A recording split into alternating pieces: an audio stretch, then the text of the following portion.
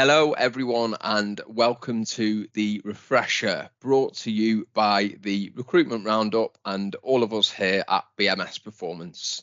The Refresher is a much shorter episode than our usual episodes and is designed to provide key takeaways with a whole host of subjects that we talk about in relation to recruitment, sales training, and everything else that we speak about on the show. So hope it's really helpful, and yeah, let's get stuck into it. I think teams are so important for a first stage, isn't it? It's just so important because you're making the interview process candidate friendly, accessible, and you're giving yourself an opportunity to see more people as well, which is key. 100%. And I think we're starting to see now, sort of coming out of COVID and the pandemic, and obviously moving forward, companies ideally looking to flip it round. But the beauty of teams, especially at first stage, is it's creating an opportunity for you as an employer, the opportunity to ultimately access as much of the talent as possible and then make your decision on the back of that. So it's a real good process. Yeah, I think with teams, what it provides as a benefit over what can sometimes be seen as a negative, in the sense the negative being, well, I don't get that body language. Yeah. Don't really see the true whites of their eyes. Yeah. But on the flip side of it, on the positive side, it does, I think, in the majority of cases, start the candidate experience off in a really good place. Correct. Because fundamentally, as a hiring manager or a company that's hiring an employer, you've got a duty of care to make sure that you're getting candidates bought in, and that's key, because people take jobs because, it's a step forward in the right direction career-wise, maybe it's more money, but because they're bought in emotionally to the company.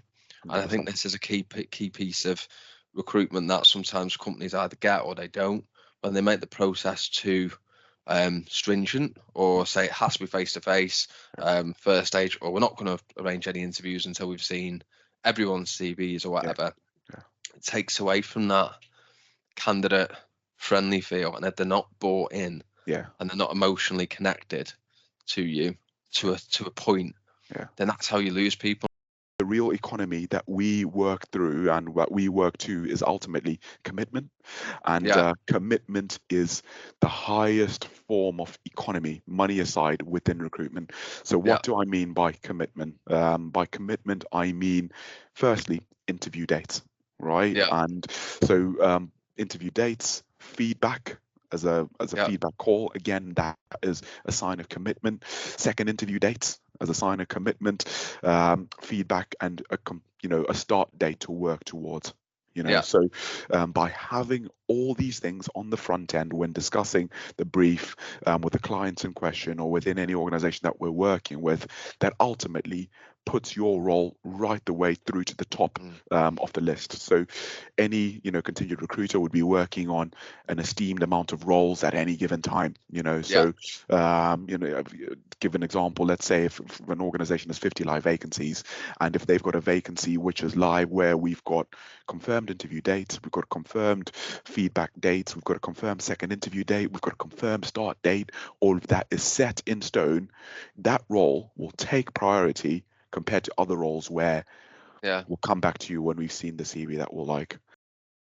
What are they looking for at first stage, and how are they typically engaging candidates? I think that'd be quite good information for some of the listeners to hear, in the sense of what are they going through in the interviews, what's the format look like, and then how does that look at second stage as well, just as 2 points to finish on.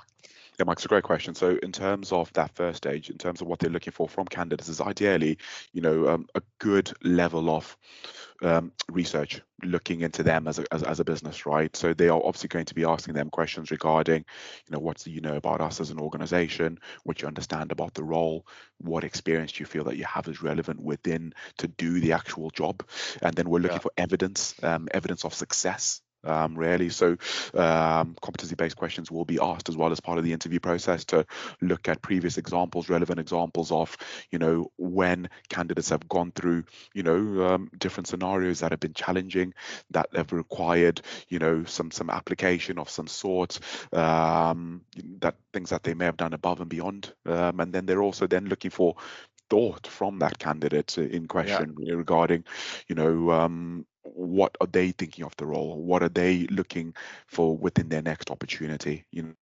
What do they have a real good understanding of? What targets and KPIs that they'll be working towards? So communication, engagement, asking questions, Two-way. a two-way process, Yeah. making sure that the role is right for the candidate, but equally making sure that the candidate is right for them. Thank you everyone for listening to that. Hope it was really helpful, and we look forward to providing loads of great key takeaways in the future on the refresher, brought to you by the Recruitment Roundup. If you haven't yet subscribed to us or given us a follow, please do. It makes a huge difference. For those of you who haven't done this and want to know where to find us, we're on Spotify, we're on Apple, and we're on YouTube, and you'll see loads of content that goes out on LinkedIn. So be sure to check on that. And as I say, give us a follow. Thank you very much for listening, and hope this episode has been of great use.